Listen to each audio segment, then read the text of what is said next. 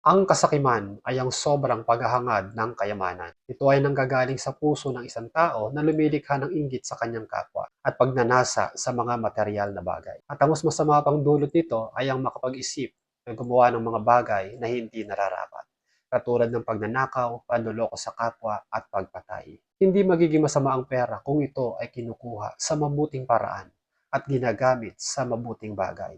Pero ito rin ang isa sa mga ginagamit ng dyablo para dayain ang puso ng tao na magnasa ng sobra-sobrang yaman. Kahit pa may mga taong matapakan. Malaya tayong mangarap ng mariwasa at marangyang buhay.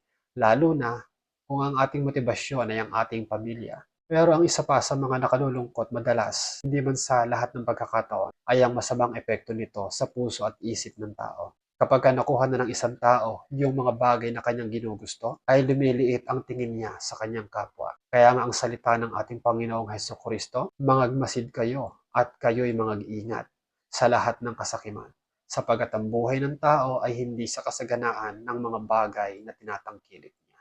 Pinag-iingat lamang tayo ng Panginoon dahil ang buhay natin, lalo na ang ating pagkatao, ay hindi nakabatay sa mga bagay na meron tayo sa mundong ito.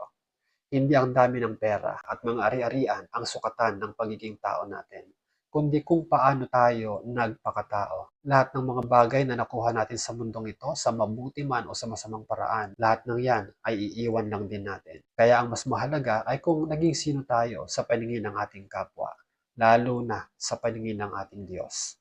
Hindi man tayo perpekto, pero nagsisikap tayong mabuhay ng marangal habang pansamantala ay nandito pa tayo sa mundong ito.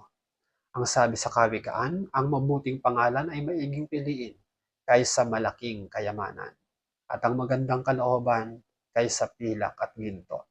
Sumati nawa ang kapayapaang mula sa Diyos.